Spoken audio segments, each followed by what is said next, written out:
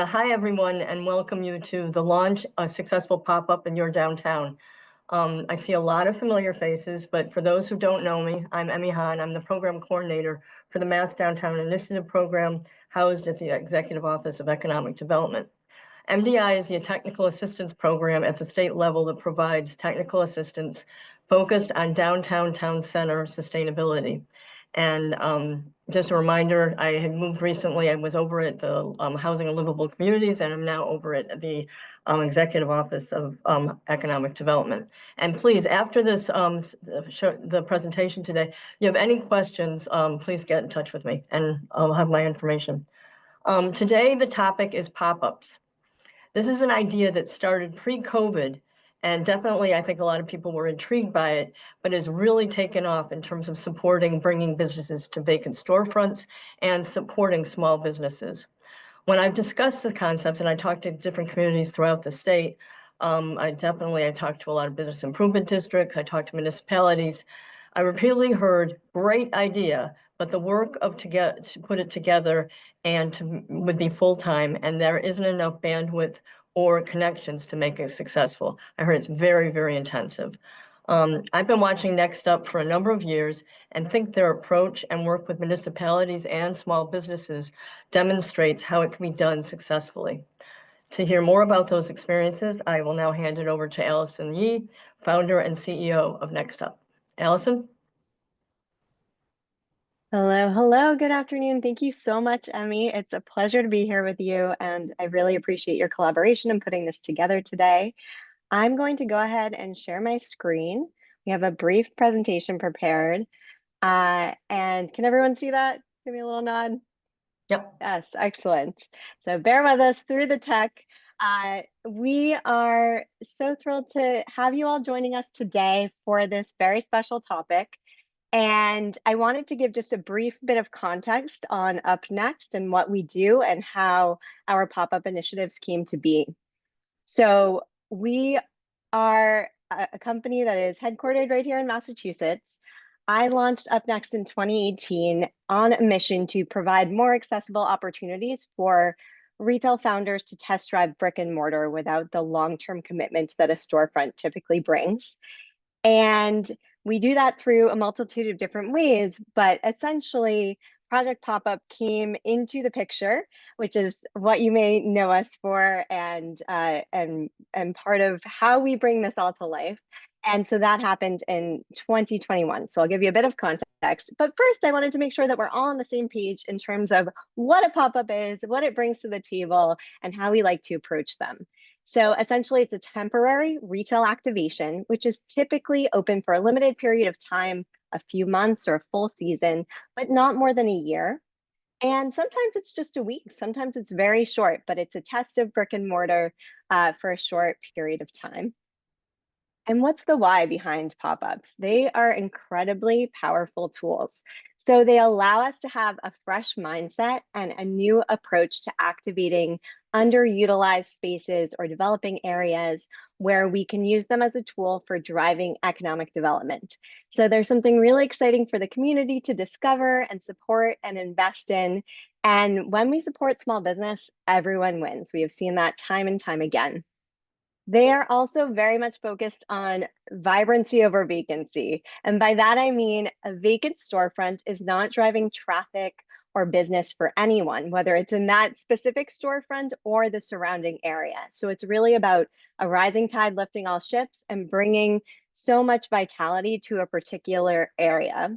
It also helps feed permanent leasing and tenancy in a few different ways, but importantly, it is creating a retail incubation funnel. So it's allowing a pathway for an entrepreneur to test brick and mortar through a pop-up and see how it works, to be entrenched in a certain community, to do business there and test it out before making that longer term commitment. So Project Pop-Up, for context, is something that we worked on hand in hand with a few very excited municipalities back in the trenches of the pandemic. So in the summer of 2021, we had an opportunity to partner with the city of Newton, the town of Needham, and later the city of Melrose, a couple of whom we have municipal leaders here from today. and take a one-time grant fund from the Mass Office of Business Development and create retail incubator storefronts to take a lot of those vacancies that were prominent at the time and bring them to life as pop-ups. And that sparked what has become Project Pop-Up today, where we're able to do this on an ongoing basis in partnership with amazing municipalities that want to see this happen for their communities, through different sources of funding and through these incubator spaces that have evolved from one-time seasonal activations into longer-term, multi-year or seasonal intentional holiday activations. So just by the numbers, a little bit of information to date, we have brought Project Pop-Up to life in 12 different municipalities across Massachusetts to date. So 5 of whom have leaders here with us today that you'll hear from on a panel. We're very excited to dig in and talk about the whole process and how it has made an impact in their communities. We have done 22 unique storefronts in these municipalities. So those are in mobile, small format and inline spaces, brick and mortar stores in a variety of sizes and shapes and places. And we have supported over 80 emerging brands, entrepreneurs across a wide range of categories that really are the lifeblood of our communities. And you will get to hear directly from 4 of these founders today who have been through the Project Pop-Up experience or are currently navigating it. And those applicants have been selected from a pool of over 400. We have seen such a tremendous response to this opportunity and been so fortunate to be able to partner with each municipality and vet and match make among spaces and brands and locations to really bring the best pairings together for them to test drive the brick and mortar experience. So just briefly, this is a process that allows us to go from working hand in hand with the municipality, securing a funding source, scouting a location for the pop-up, into supporting the brands, going through the application process, providing turnkey spaces that are often fixtured and built out, but receiving support along the way. So every step of the way, there is, web visibility and social media support and education and resources that are built around the needs of each founder, each municipality, to really mirror and amplify what it is that they're looking for to make them as successful as possible throughout this experience. And one of the things that we talk about a lot and that we will hear about today is that funding these initiatives is both a big challenge and opportunity, because it does take a lot of resources to bring these to life and to provide the level of support that really makes them thrive. So here are some of the funding sources that we've used to date, just high level: Mass Office of Business Development, a couple of different programs that have run, Mass Gaming Commission, ARPA dollars, which has been a big one to deliver on multi-year experiences coming out of the pandemic, the Community Development Block Grant programs. And so we've used all of these in partnership with different municipalities for the 12 locations to date. And some have used multiple over the years at a time. So we will certainly get into that. But in terms of current and upcoming funding sources, just to touch on this briefly, there is an opportunity to allocate ARPA dollars that have not been allocated as of yet. So they need to be completely allocated by the end of this calendar year and then completely spent by the end of 2026. So ensuring that there is a plan for those dollars that will be fully spent in 2 years' time. And I know some of the municipalities we have on today can certainly speak to that process. Additionally, the Community Development Block Grant is a recurring cycle where we've been able to partner and tap into that funding source in the past and present and future iterations. Business improvement districts is another one that we have flagged as a very viable possibility, as those are continuing to grow and blossom. And this is the type of initiative. Bringing a pop-up to your downtown is definitely something that fuels those areas and could be looked at for a funding source. Technical assistance funding is something that we have utilized in pairings with Project Pop-Up storefronts, but can also be utilized alone to create resources and educational and community support. So it's a little bit of a different approach, but definitely an option. And then the Mass Office of Business Development has the Redo program live again now, and we are actively exploring if there are potential matches to utilize those dollars and those organizational partnerships. So it's something that we're looking into this month and would welcome input along those lines. So without further ado, I am going to go ahead and get us right into the first panel. I am elated to welcome 5 wonderful municipal leaders who have been hand in hand partnering with us along the way, who can really speak to their experiences, the impact this has had on their communities, how they've funded it, how they've partnered with the brands and entrepreneurs that have come into the space. So first, I'd like to welcome Allie Carter, the Director of Economic Development in Lowell, Massachusetts, where we launched a project pop-up storefront for the first time in last year, so Q3 2020, Q4 2023, and we are actually getting ready to launch a second storefront, so I'm sure we will get into the detail there. I'd also like to welcome Amy Halson, who is the Director of Communications and Community Engagement in Needham, Massachusetts. And Amy was one of our very first partners as we launched the pilot in Needham early on in 2021, and it has taken a few forms over the years. I'd like to welcome Lauren Grimmick, who is the Chief of Staff in Melrose, Massachusetts. Also a later part of the pilot and a location where we've partnered to bring both inline spaces and mobile spaces. This little one here, you can see a version of for the second year on the lawn of the YMCA on Main Street in Melrose, which is happening right now. Meredith Mooney, who is our Economic Development Director in Brookline, Massachusetts, where Meredith had pioneered launching with ARPA dollars and bringing a multi-year storefront to life that is currently active in JFK Crossing in Brookline.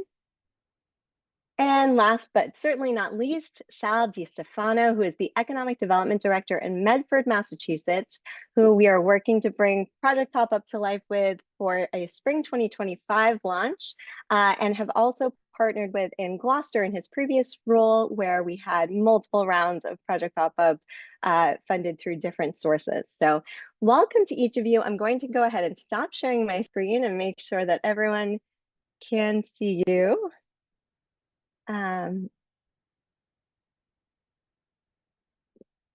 you. Give me just a second.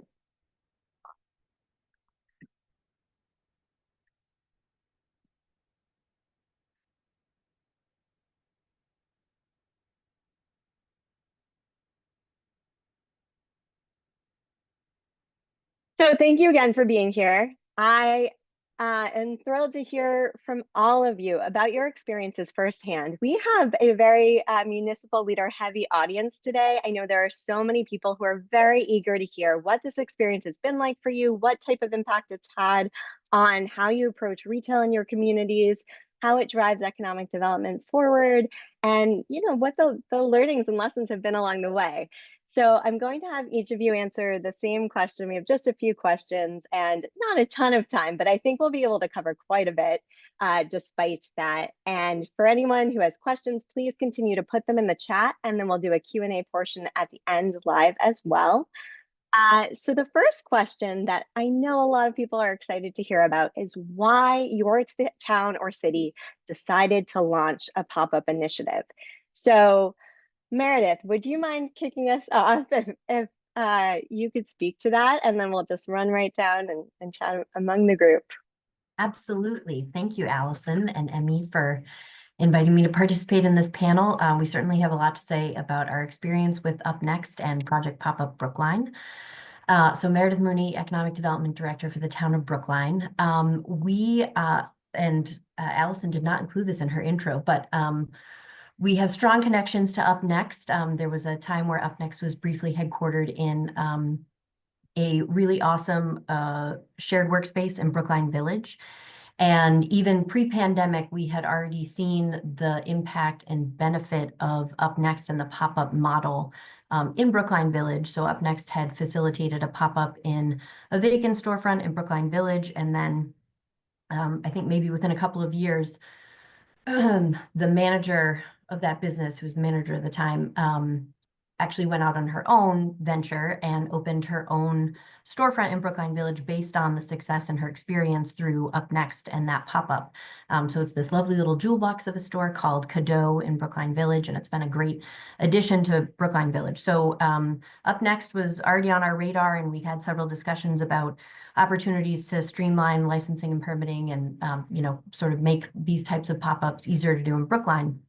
The pandemic happened, and we had a small business development committee had been formed in 2019.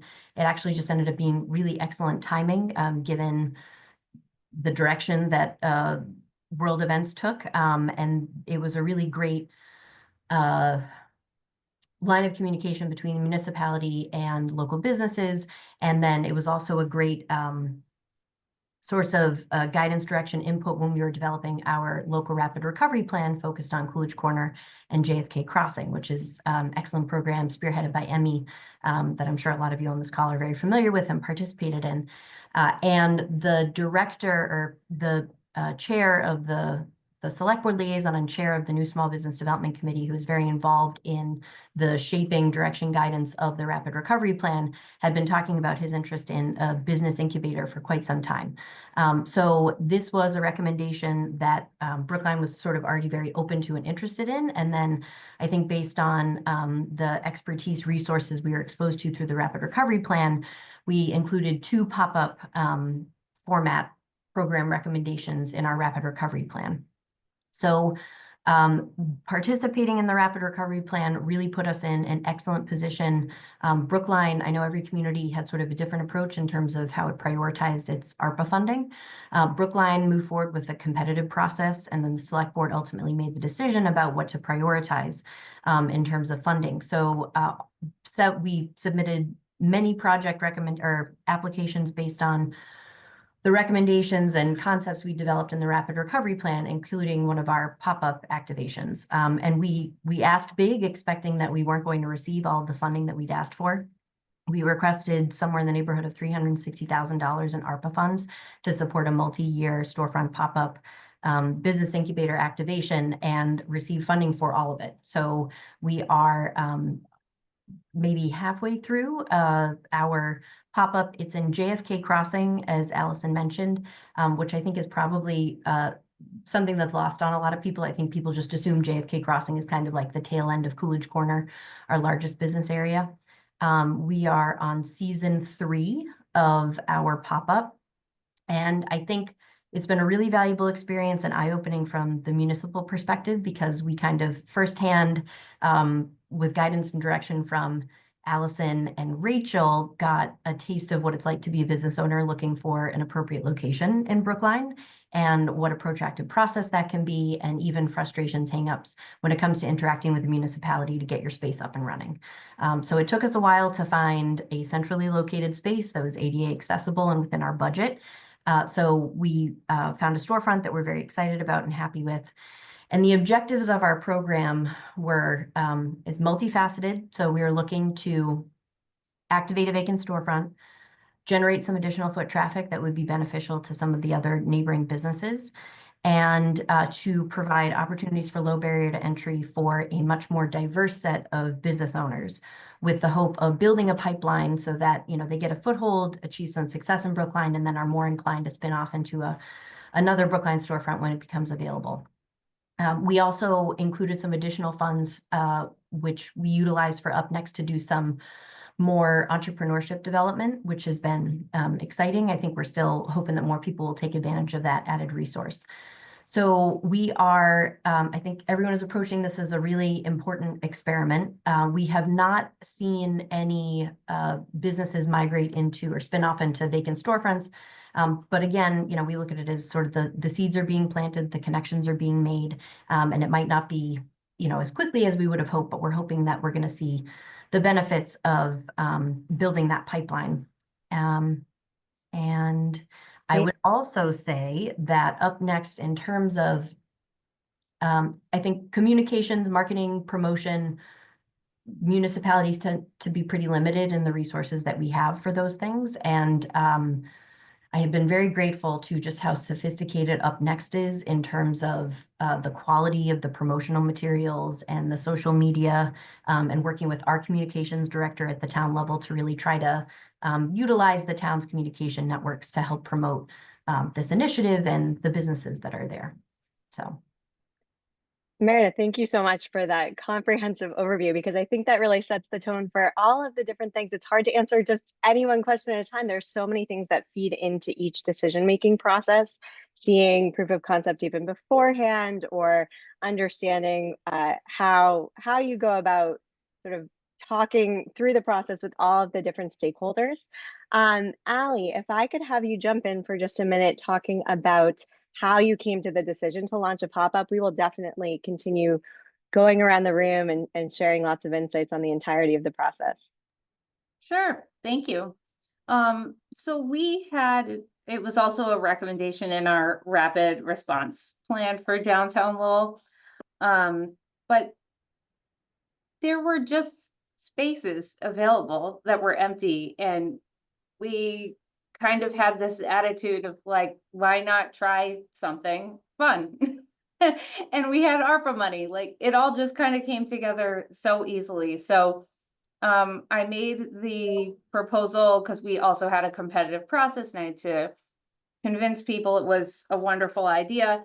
And at first, folks were like, do not ask us to use ARPA money to pay for like a white paper on pop-ups. And I was like, no, that's not it. We're actually going to like have a real store and it's going to be so cute.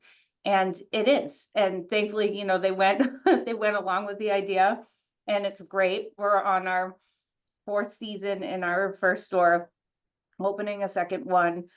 We've had, you know, brands move into other stores that were available. So we're having a lot of success here, and I'm really excited to keep it moving. Thank you so much. Sal, if you'd like to jump in and talk about sort of the why behind, or how you brought this to life and are continuing to do so, that would be great. Sure thing. Thank you very much, Sal DiStefano, Director of Economic Development for the City of Medford. Really happy to be here today. Want to start off and give a shout out to everybody who helped with our pop-ups and who are going to help with the future pop-up in Medford. But Ann Burke, I know, is on the call. She helped us with our rapid recovery plan in Gloucester and our business improvement district plan. And so this was something that really came out of that plan. And we really needed to do it because we had a huge vacancy on Main Street in Gloucester, an old CVS. We had Santander Bank across. This was with my former employer in Gloucester. And we really needed something to give additional life and additional walking traffic on our Main Street. And we thought the pop-up was a great idea. UpNext has been fantastic to work with. If anybody is on this call and are even thinking about it, they should give Allison and her team a call. Emmy Hahn has been super helpful, great collaborator. Juan Vega. Many of you know Maria DiStefano, my wife. She works for MOBD, and that's where our first funding came from, was the Redo funds. Then we funded it through CDBG. But now in my role in Medford that started in January, we're seeing some of the same needs, some vacancies. There's high barriers for, I think, you know, women-owned businesses, or BIPOC-owned businesses, or veteran-owned businesses. So the pop-up gives them a chance to try a brick and mortar. You know, so we want to launch it in spring of 2025 in Medford. We're really excited to do it. And also the last piece I wanted to mention is that some city councilors were talking about possibly creating a tax on vacant storefronts. And I've spoken to them about that, the positives and negatives. But I really like the pop-up approach because I feel like that's a positive way to reinforce retail in our cities. So really excited to do that. And I'll pass the mic on to my colleagues in other cities, but really want to thank everybody for putting this program on. Thank you so much, Sal. Lauren, would you like to jump in and comment on your experience and the why behind launching pop-ups in Melrose? Sure. Thank you. Thanks for having me. And again, want to reiterate how awesome the team at UpNext has been in Melrose's experience with Project Pop-Up. So ours was, I think, similar to others, but the main focus was we've had some vacant storefronts that we're just kind of bringing down the block for the rest of the businesses. And knowing that we had money that was specifically for economic development purposes, whether it was the redo grant, for ARPA, it was specifically the House bill that was around economic development that our state rep secured for us. And then now with some gaming mitigation money from the casino. So these were all real specific dollars that were for economic development. So it was an easy sell for our leaders, but it was really just to get these vacant storefronts to have a life to them because they were bringing down kind of the other businesses on the block and to generate some foot traffic. And so key to that success was having that municipal leadership, both the previous mayor and the current mayor sort of behind the concept, and also, really wanting to support the rest of our small business community. So again, the vacant storefront really was driving it, but then what helped it was money specifically for economic development and that leadership from above that helped me through, sort of all of the navigating all the landscapes and processes here. Thank you so much. And Amy, if you could speak to that as well, we would really appreciate it. Sure. Also, thank you for having me here today. So I bring a little bit of a unique perspective in that I think Needham and Newton were, for lack of a better term, the guinea pigs for municipal pop-ups. So in the summer of 2021, we launched our first pop-ups, and I was approached by the economic development director from the city of Newton, which is right next door.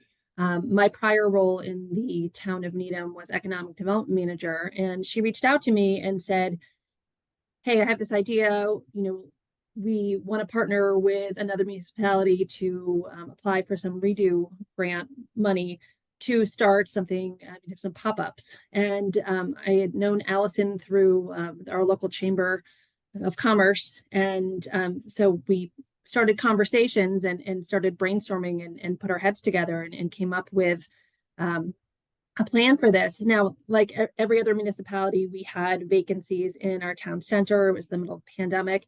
When I was hired in the summer of 2020, basically my charge was help the small businesses make sure they, make it through the pandemic however you can.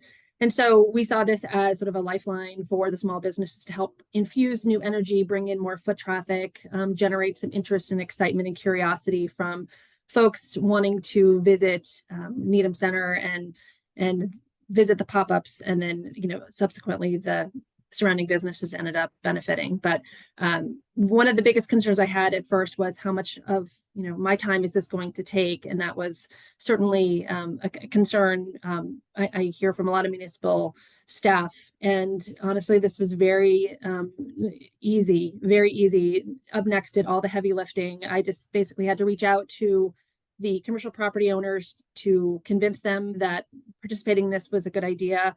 And, it gets back to, cultivating those relationships with commercial property owners is always going to benefit a municipality, especially economic development in the long run. And we did. And two of them took a chance on us. And in the second year, the same commercial property owner took us on for year number 2. So that's how it came to be. And looking back, we didn't know we were getting ourselves into. We had, a lot of good hopes, but it was by and large an amazing experience, and I would do it all over again.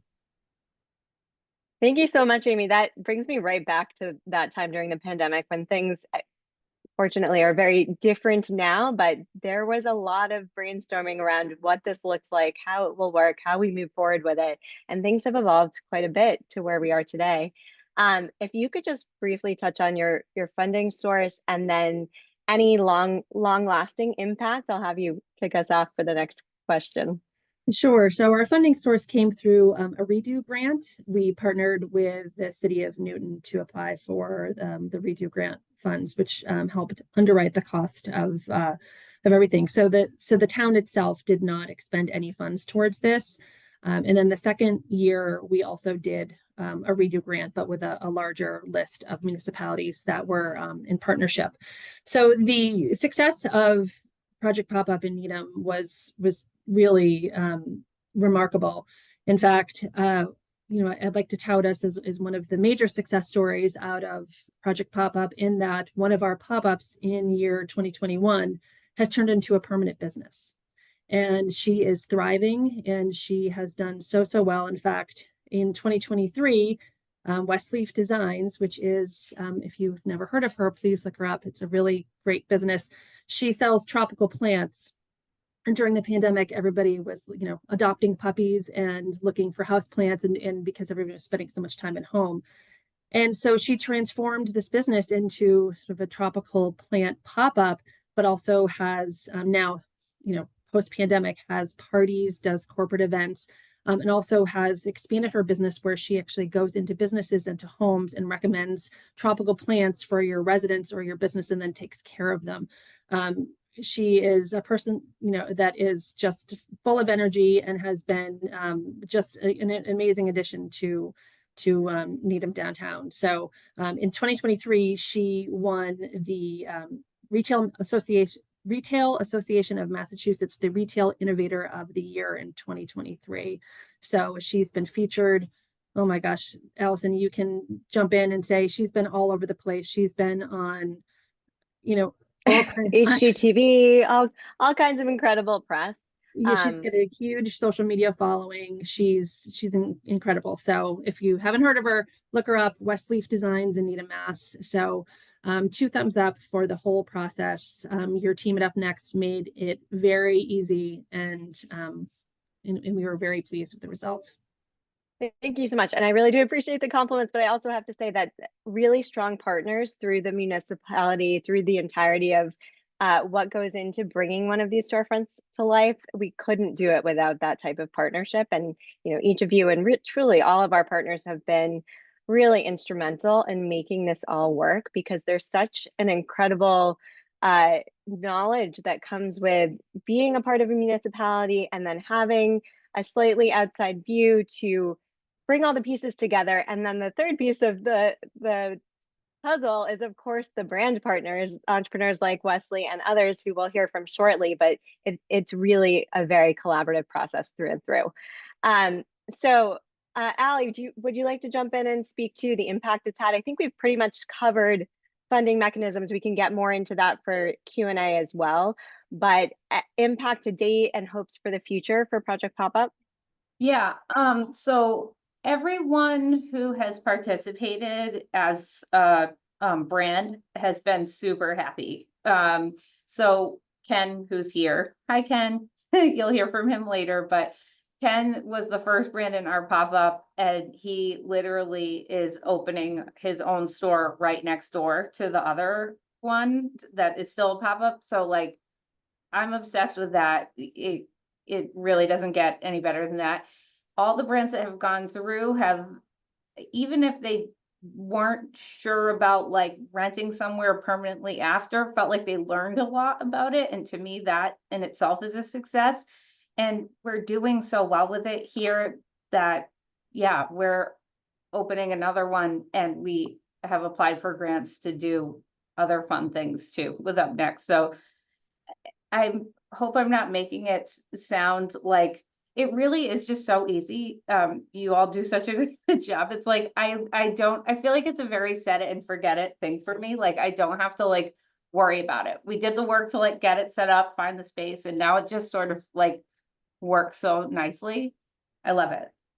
Thanks. Thank you. Sal, would you like to speak to the impact that pop-up initiatives have had in Gloucester and for the future in Medford?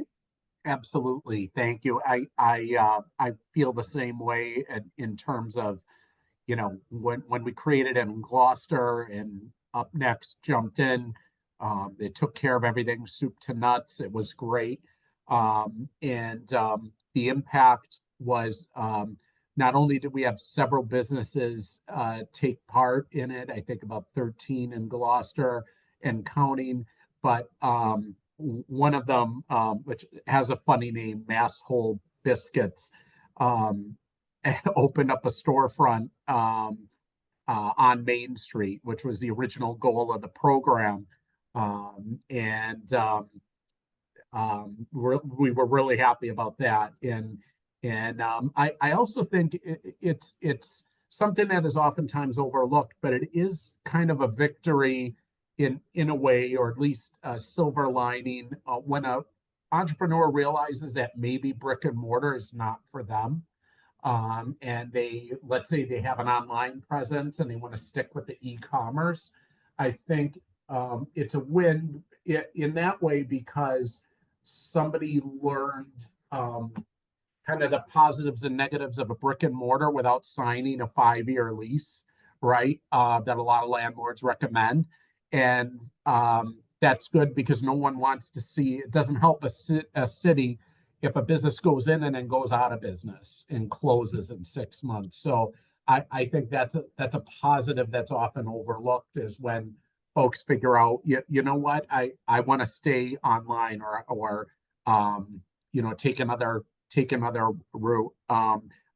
And other positive things that happened was in Gloucester, we had an entrepreneur that kind of took like a mentorship role towards the newer establishments, and she would even provide coverage for some of the brands that maybe had childcare duties or other things. So there were really cool relationships that were created as a result of the program. A lot of positive press for the city, and just like a really good buzz overall. And I also, I don't know if we could say that the pop-up absolutely took credit for it, but we had a bubble tea place open up next door, and a spa open up on the other side.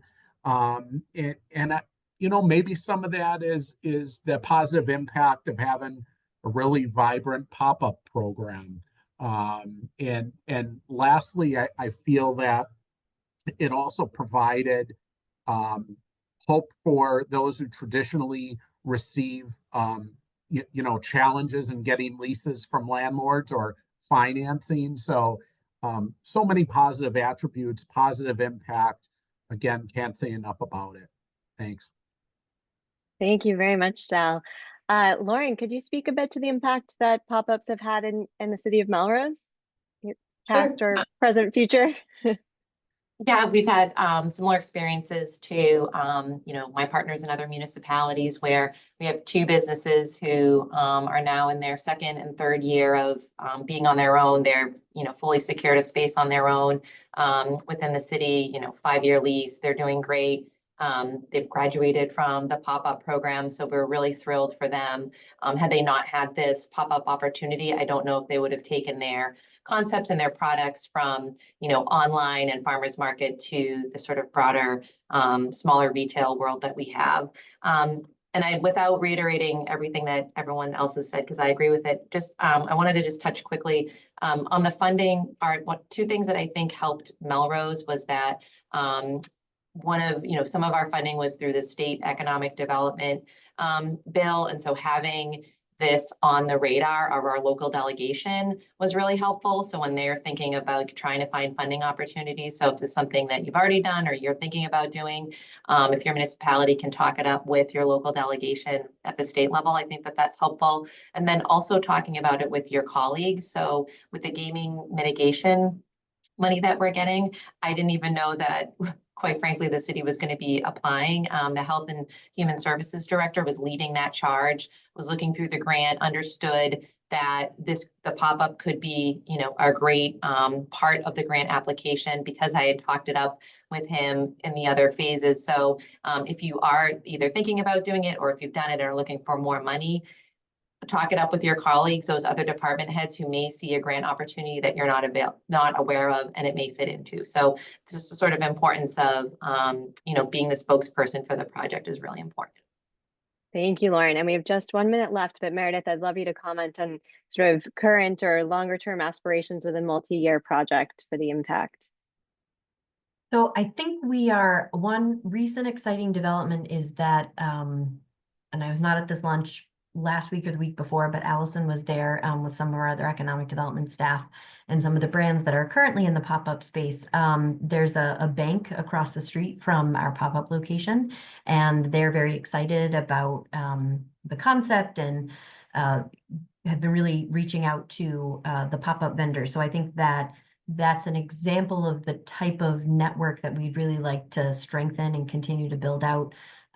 Facilitate some more introductions with like local commercial brokers and some of our more community-oriented property owners, just to really start building out that pipeline. Thank you so much. Yes. Thank you to each of you for speaking to your experiences. I know we're moving quickly and there's just so much to say on any particular topic. But at the moment, I am going to transition to our next group of panelists who are all brand founders who have been through Project Pop-Up either very recently or in the pilot phase. And so I will share screen one more time to welcome our next group to the panel discussion. And first up, we have Christina Garcia, who is the owner and designer between Garcia Christina Jewelry. Christina was part of our Newton pilot, so started in one space, transitioned to another, has a very interesting story on how this has impacted the evolution of her brand. And I'd like to welcome Jill Paz, who is an artist and the owner behind Jill Paz Illustration, who is also part of our initial pilot in the fall for Project Pop-Up Melrose. And as an aside, it is how we met Jill, who is now a part of the UpNext team as our creative director. So she's wearing a different hat for today. And has participated in a multitude of other ways, which we'll speak to. And Ken McKienzie, and I apologize for butchering your last name. He is the founder and CEO of the Merrimack Company, who is our very first participant in Project Pop-Up Lowell, as Ali Carter mentioned, and is continuing to build his business right in the same vicinity. As well as Smita Netra, who is the founder and CEO behind Banyan and Birch, and our most recent participant. She was part of Project Pop-Up Lowell in this very last season, and is working on future iterations of her brand as well. So I am thrilled to welcome each of you to share your stories today. I think there's so much that our attendees would love to hear about the impact on your individual brands, how it's been working with municipalities and going through this incubator process and testing out brick and mortar perhaps for the first time. I think that's something important to note, that it's often the first real full-fledged brick and mortar experience for a brand. And so that means that you need as much support as you can garner. And I would love for each of you to briefly describe your brand and your pop-up experience, just a little bit of detail on what product you sell or service you offer, how long you've been in business, and if you did have any prior brick and mortar experience, and where you landed in the Project Pop-Up cycle. So Smita, I'd love to welcome you to speak first. Thank you, Allison. Hi, everyone. I'm Smita. I'm the founder of Banyan and Birch. We're a home textile company. I design pillows, throws, table linens, and I take inspiration from my South Asian heritage. I grew up in India and I moved to this country 10 years ago. And I kind of bridge those aesthetics, taking inspiration, reimagining them, and making it more suitable for the contemporary and Western aesthetics. I became part of UpNext as in a brand, partner in July of this year, and it happened by accident. Allison can elaborate more, but I think it was one of those very grateful experiences. I always dreamt of owning a store, but that was my 5-year plan. I never imagined that I would have a store experience in my first year. We just completed a year in October as a business. And I think one of the first things that I learned through this retail experience was real-time customer feedback that as small business owners, we struggle to get. We do so many markets and, we hope that customers will give us feedback, but most of the time they're strolling around. So you don't really get that customer feedback in real time for an extended period. And through this pop-up for like 3 to 4 months that we were here, it really helped us understand what the customers want, what is their purchasing power for that town, how can we cater to their needs? What can we do better in terms of making our products more suitable for this town? So I think that was one of my biggest takeaways to this retail experience. And also, I think personally that I've applied in my business is inventory management. I think I learned to do inventory management. We had around 20 vendors with this collective that we had. And I think that really taught me a lot of things that I'm now applying to my own business. And the third thing I would like to point out is I always wanted a community. And I think being in Lowell, it gave me that community. I mean, Ken and I, we are now collaborating, and my products are now in his store. And we've become friends, and the entire Lowell community kind of has like come together, supported me. So I'm very grateful that I was given a chance to be part of this. So thank you. Thank you so much, Nita. I think the collaboration is really a thread through and through. And so we love to hear these stories, not only of opening permanent storefronts or deciding retail isn't for you and learning that without a long-term commitment, but also just these amazing partnerships that forge out of collaborating, meeting other entrepreneurs. There are so many of these stories that it's really gratifying. And the more that we talk about them, the more we see the impact can magnify. Ken, why don't I have you jump in here and speak to your experience tying back to Lowell as well? Sure, thank you. So I'm Ken Mackenzie, founder and owner of the Merrimack Company. We do environmentally responsible apparel and accessories. So think Patagonia and LL Bean type of vibes. I've got the hat on right now, so that's one example.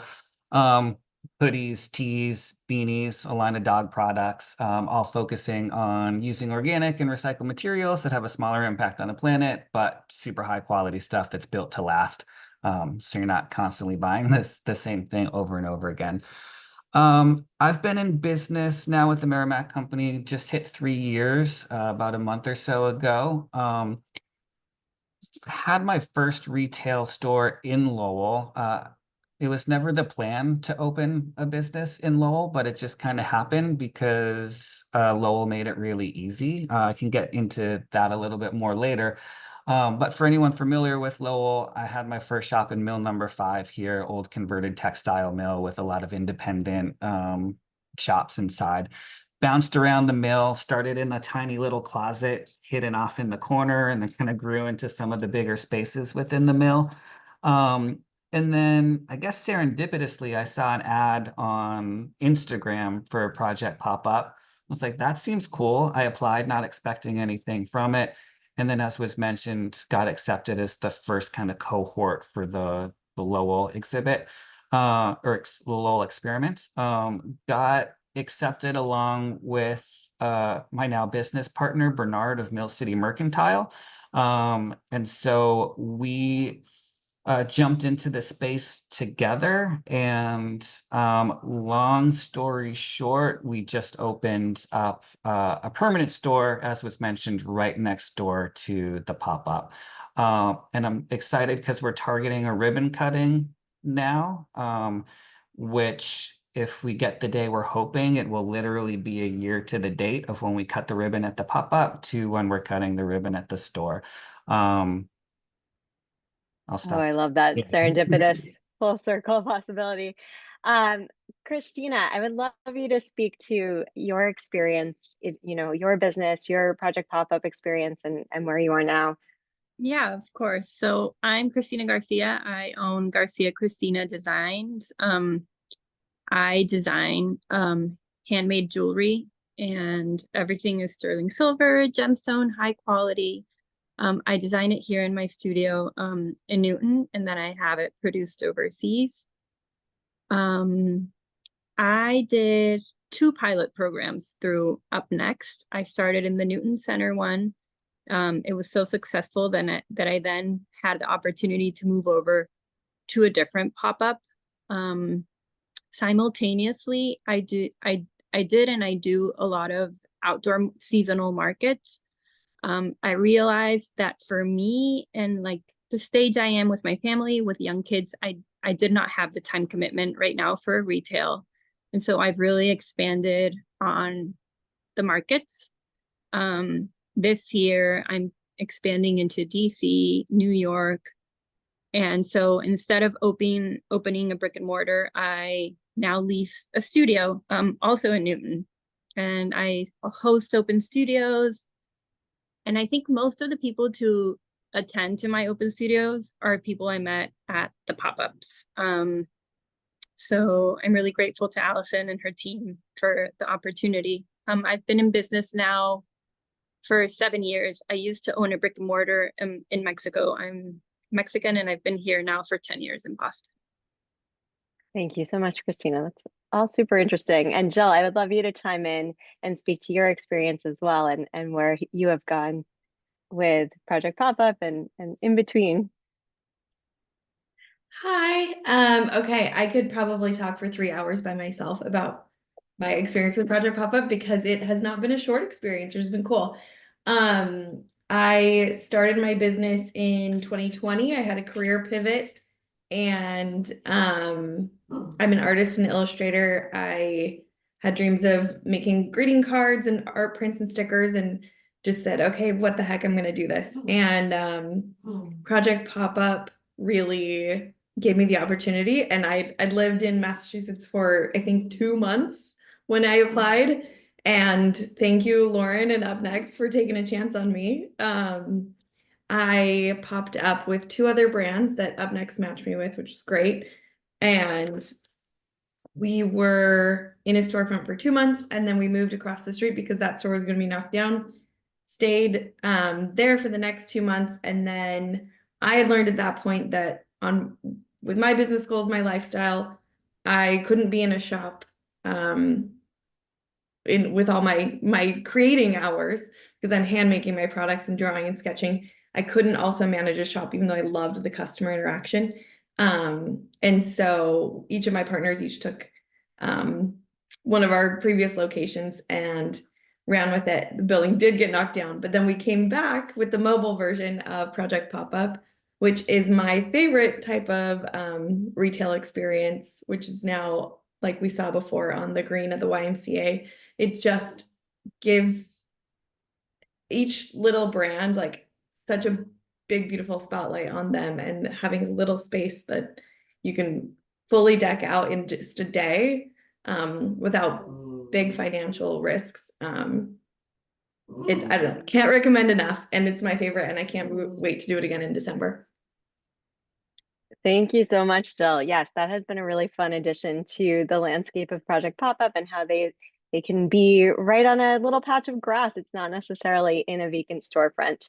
I think we just have time for one more question. I'm so sorry. The program is full of fun information and stories to share. So I would love each of you to just comment on how this has impacted your business long term, and perhaps if the role of partnering with the municipality and having this experience be a partnership approach, how that has impacted your approach to business. And Jill, if you'd like to jump in and just keep going from there, we'll pass the baton. Sure. I mean, I think my experience is a little bit unique because I was then now the last couple of years hired on with UpNext, and so it greatly impacted my life, as now I have a side hustle and a main hustle that are both linked back to Project Pop-Up. But for my business, it's given me the opportunity to connect with other people who do run stores, like the one of our other past Project Pop-Ups in Melrose, Paper and Clay, who is running a collective style. So now my products are with her and with another business. And so I've found outlets to be like Smita and Ken to collaborate with and consign with, which has been my most ideal situation for my brand. That's great. Thank you. And Ken, if you want to jump in, you alluded to this a little bit, that Lowell has been an easy place to do business, and then you found the support network. Anything you would like to elaborate on there? Yeah, for sure. I think Lowell has both the municipality and just the community in general have been great to work with. I now have like people within Lowell who are like, we're selling their goods. They're helping make some of my products because it's an artistic community. There's lots of makers here in Lowell, so it's been great from that standpoint. But I think like my sort of main takeaway, or like the thing from the experience was I now have a separate business than what I kind of started with. So originally I mentioned I started the Merrimack Company, which is the apparel and accessories brand.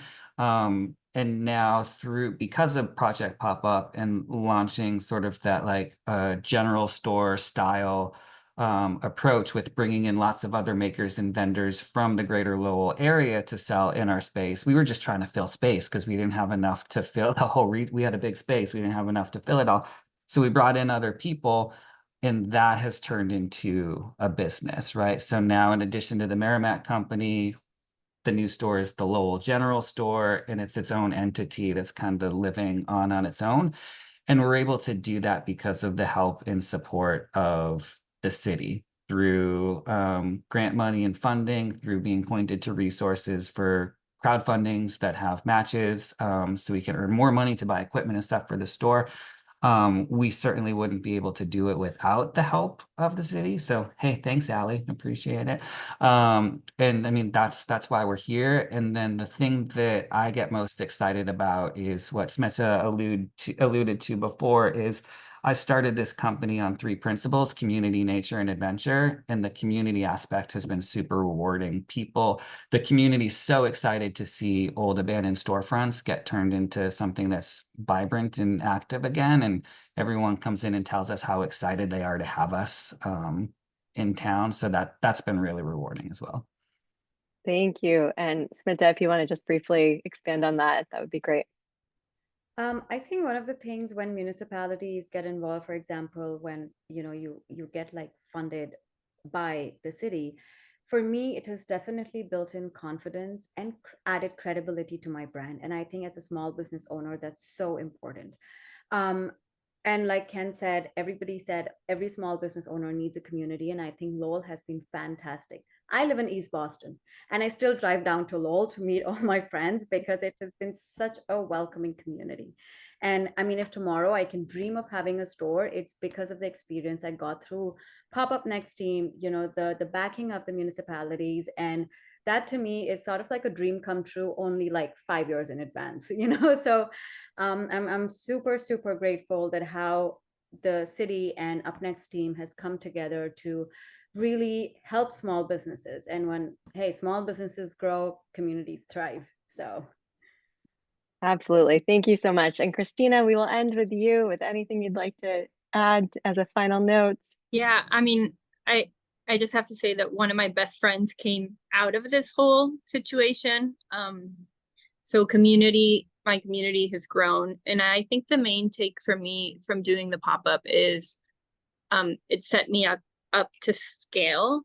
Having just a big space, being able to manage multiple inventories made me want to move into a permanent space when I was out of my house, and then hire people, grow my team. So, and here I am today. So thank you. Thank you so much. Thank you to each of you for being with us. Thank you to all of our attendees. Please stick around if you can, because we will be doing about 15 minutes of Q&A. We've been receiving some questions throughout in chat forum, and I'm going to turn it over to our COO, Rachel McPherson, to moderate the chat and invite anyone to raise their hand, ask questions. And for any of our panelists who are available to stick around, we would love to have you chime in and address some of these depending on the nature of the question. So please do if you're able. Okay, great. Thank you to all the panelists. That was wonderful and so informative. And we had quite a few questions coming in for all the attendees. If you'd like to ask a question live, just raise your hand and we can pull you into the panel. You won't be video on, but we'll be able to hear you and you can ask the question for them to answer. Probably the majority of the questions were specifically on zoning and code for the locations. If one of the maybe 5 or 6 people who asked that question are comfortable hopping on and kind of verbally explaining it a little bit more, if not, I can take one of them and we can run with it. But I wanted to give one of the attendees the opportunity if they wanted to kind of flesh out that question a little bit more. But the overall question was, how are pop-ups zoned? And is there a specific zoning language, bylaws that are needed? There was also questions on just code compliance and just in general, how as a municipality you handled that? Allie, would you like to hop in on this one? Yeah, sure. So, we sort of played matchmaker for a retail space like that was available for, UpNext to rent, but it's retail. That's plain and simple. Like if retail is an allowed use, then it can happen there. I think sometimes it can feel like it's overly complicated, but I don't really think it needs to be. If what's happening is people are in there selling clothes or items, that's it. That's retail. I will say that sometimes it's a multi-year or a single-year storefront as opposed to a mobile space, which might require a little bit of different permitting and can be easier on private land. But in terms of the process, working hand in hand to identify a space and go through the permitting, we can speak to how it is a little bit different everywhere. It is retail at the end of the day. And I think a lot of the municipalities we've worked with have adjusted or refined processes around getting a COI more quickly or adapting signage requests so that we can move through the seasonality of it through the sort of quick moving timeline that a pop-up can bring. Perfect. Again, if anyone, oh, we have a hand raise, I think.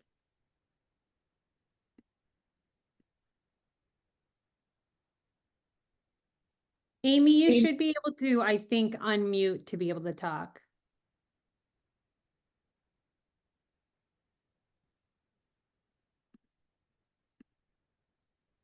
Amy Helson or Amy in the audience?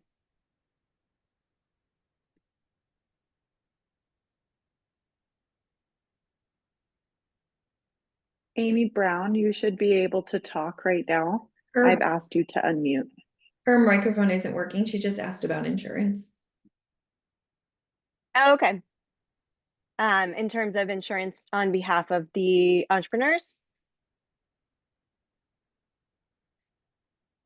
I can't see the question, but I'm guessing it's in that regard. So we do require every founder, everyone leasing a space, because they are taking on a lease and a commitment, even though it's short term, to have insurance for utilization of the space. In some cases, there are additional insureds on there. We do provide recommendations and resources to secure insurance if it's something that they are navigating for the first time, which we find if they're doing it for the first time, it requires a few phone calls. It's a little bit scary at first, but also quickly helps with validating their business entity, allowing them to be in more places and take advantage of more opportunities and grow and scale their business in a new way. But it is completely covered. And also, depending on the circumstances, we do occasionally lease a space and are providing insurance as well, providing insurance through the contracting process for the municipality. So I would say we're pretty well covered on that front. I hope that's what the question is alluding to. Yeah, I think it was mainly about like just insurance coverage in general.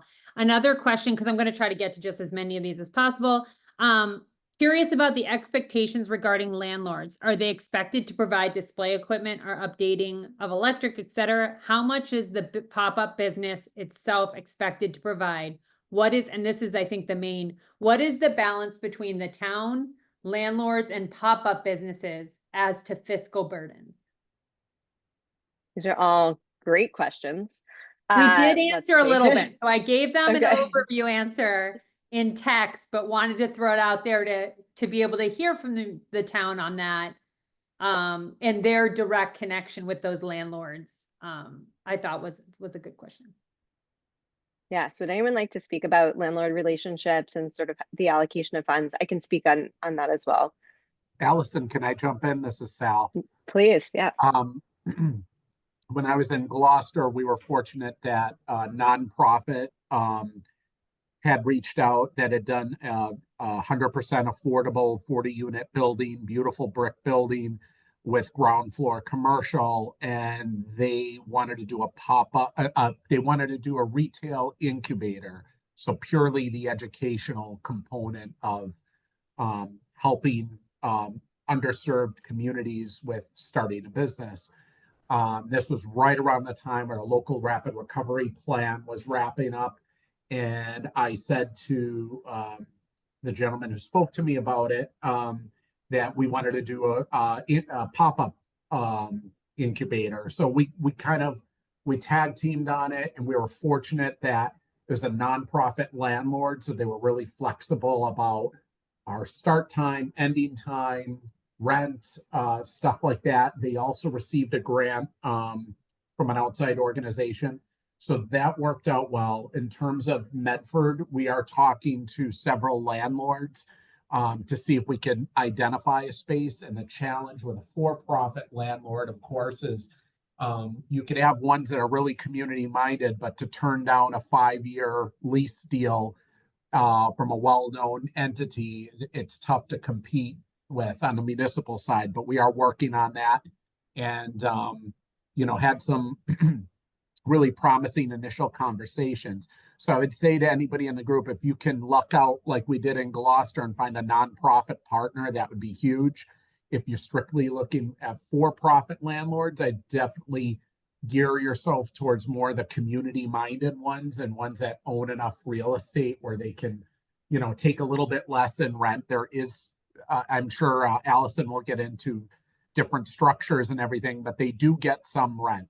It's just, something you have to work out. So, but yeah, definitely if there's a nonprofit in town that just built a building, I would reach out to them before the project's even done and see if a pop-up would be available. Thanks. Yes, thank you, Sal. It really does vary by municipality, by community, by landlords and vacancy levels. In some cases, they're receiving full market rate rent, but in terms of the brand experience, the grant source is offsetting that so that it is coming in well below market rate, and they're able to test this in a lower risk way. And we do try to create turnkey spaces where the brands are investing as little as possible up front, other than for their inventory and staffing and some additional marketing. But again, trying to neutralize the investment or reduce the investment as much as possible.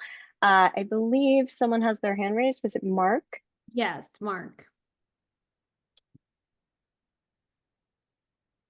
Natalie, are you able to allow Mark to unmute? He should be able to.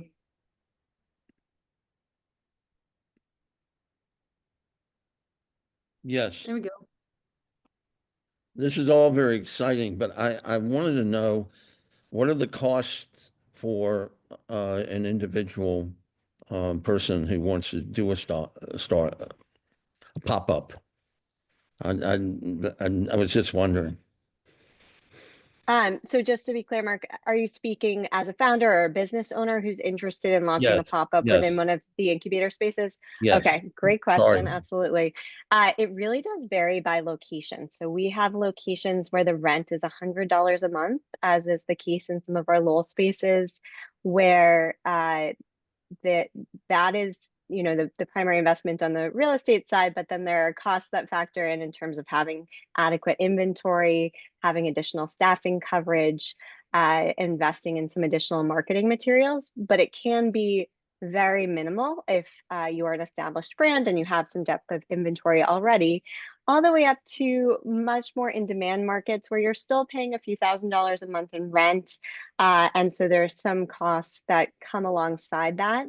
That said, we try to take the approach of keeping budget and viability in mind. And so that's where matchmaking comes into play, where if you're sharing a space, you are sharing resources, you are sharing the cost of the rent, you are sharing staffing, you are collaborating and co-marketing.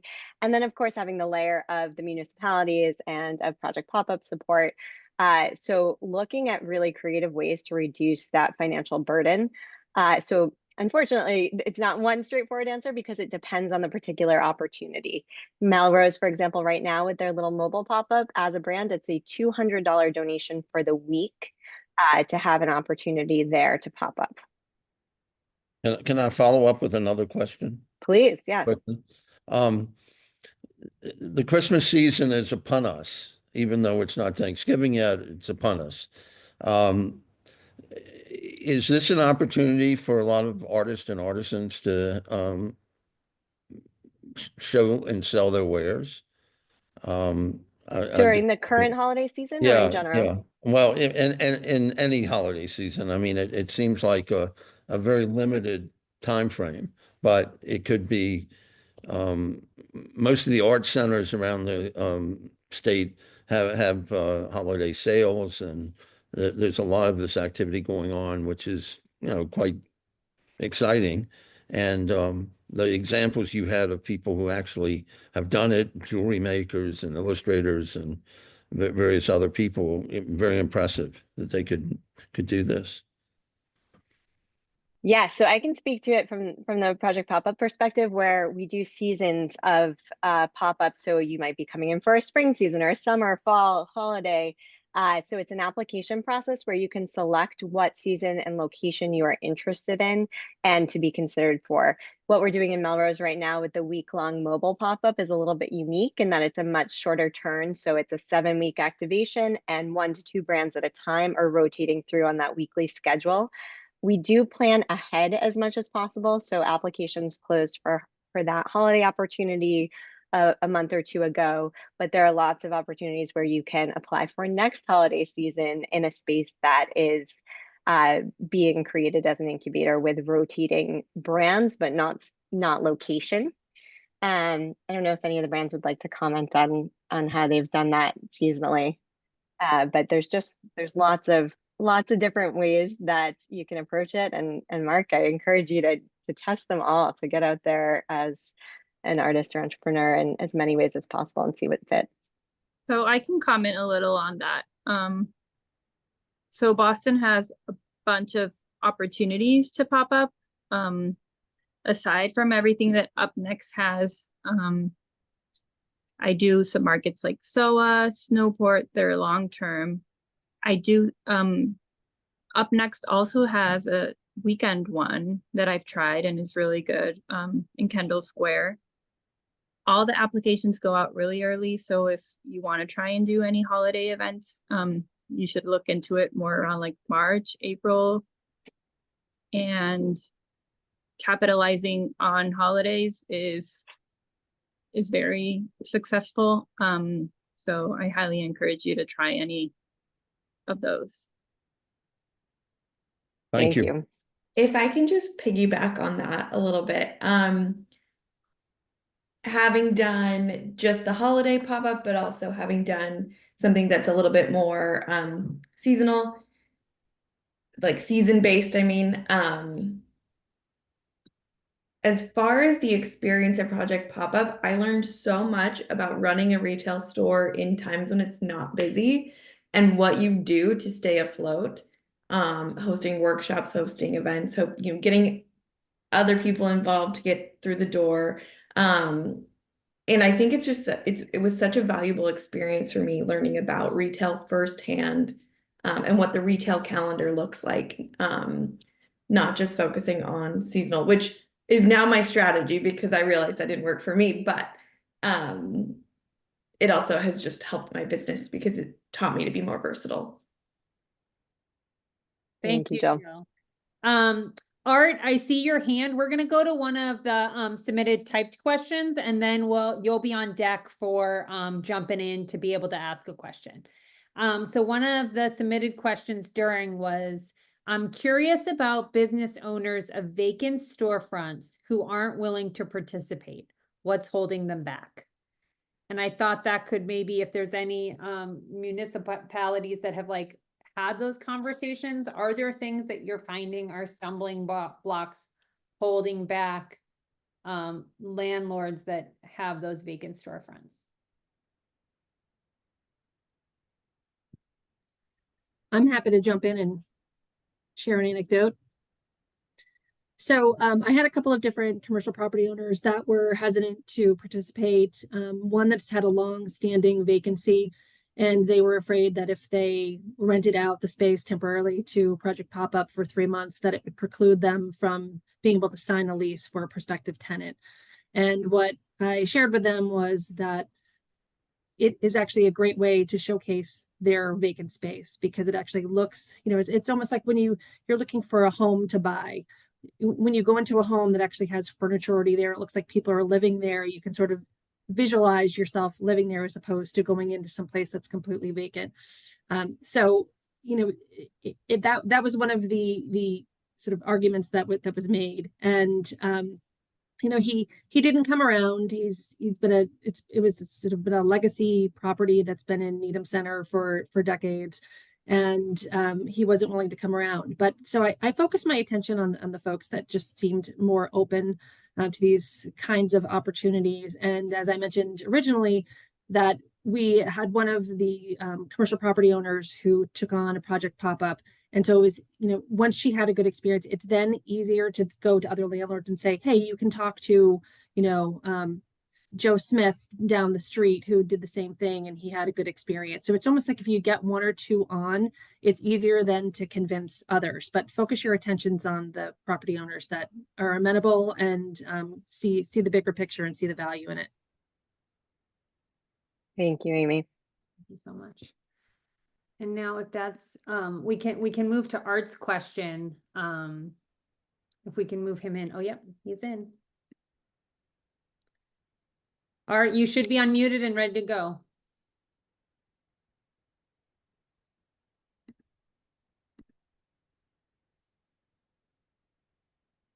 Can you hear me now?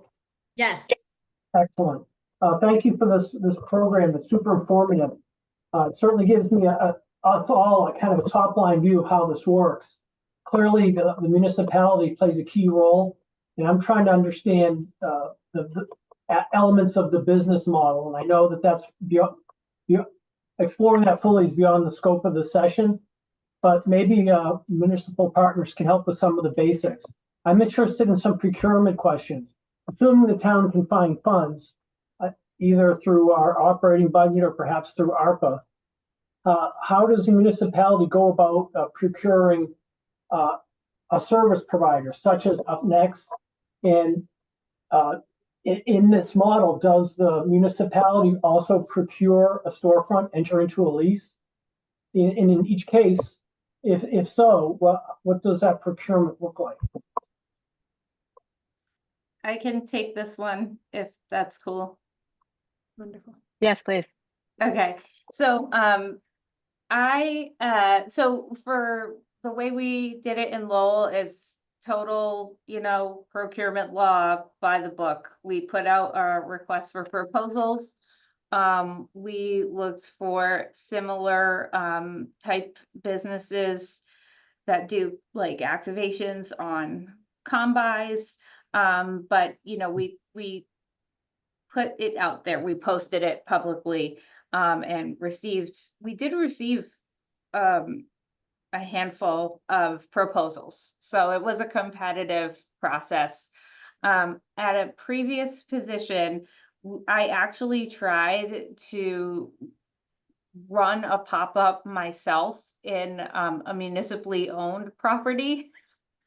And I do not recommend, because of all the rules we have to follow, we can't be flexible. So it was much easier to put out an RFP for, you know, to have someone contract to rent a space and run a certain program. And then you do some matchmaking with potential property owners and like provide warm leads, but essentially the ball is in their court to negotiate with the landlord and tenant. And at that point, we take a step back as municipalities.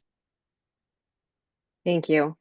We're a bit over time. I think we have room for one more question, and then would be happy to continue the conversation and address questions offline. Rachel, do you have one more we can get to? Last question, and I think this is a nice one to end on. Would really like to hear more from successful pop-ups about what works and what doesn't. Broad question, could go any number of directions, but does anyone feel comfortable speaking to that? Buy me a coffee. Let's go. I think it's longer than we could actually possibly answer, but the best way to find out is do a pop-up. Well, what are you thinking? I'd love to hear from a few of your brands about like maybe what going through the process, what was one thing that surprised you that had more of an impact? So what really worked more than you expected, and maybe something that was maybe like more challenging than you expected. Yes, Ken? So I'm happy to jump in. So we like, I kind of jumped in, of course, thinking like my stuff was gonna like be great and like that's all I was gonna sell, and the rest of the stuff was kind of filler stuff to like to fill the store. Um, but I think what worked in our case was having a diverse set of products, brought in a diverse group of people. My stuff did well, which was encouraging and good to see.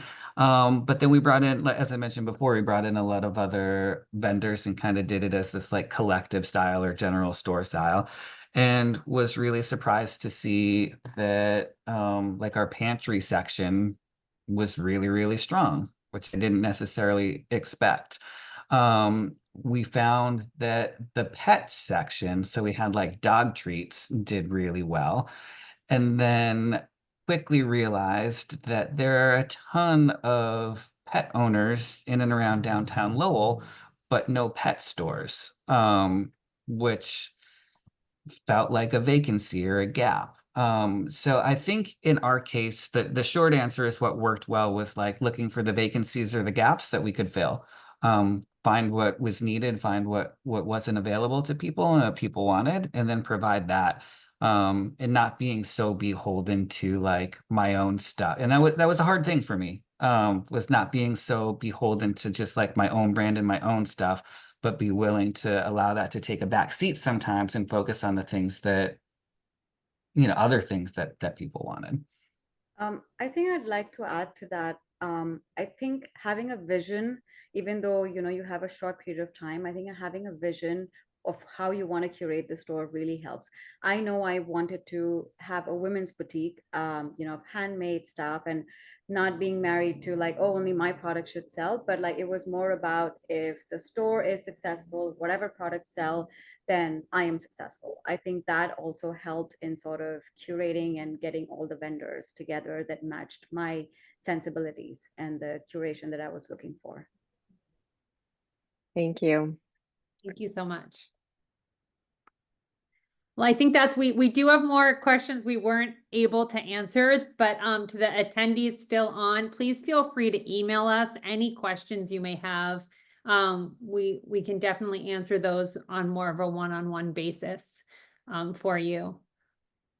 You can email them to hello@poppingupnext.com. We will send a wrap-up email with a link to the recording, other ways to get in touch, potential next steps if this is something you'd like to continue exploring. But thank you all for being such engaged attendees and panelists, and Emmy for making this possible. This has been a really wonderful experience, and we look forward to continuing the conversation with each of you. Thank you, everybody. I've learned a lot. My email is emmy.han@mass.gov if you have any questions.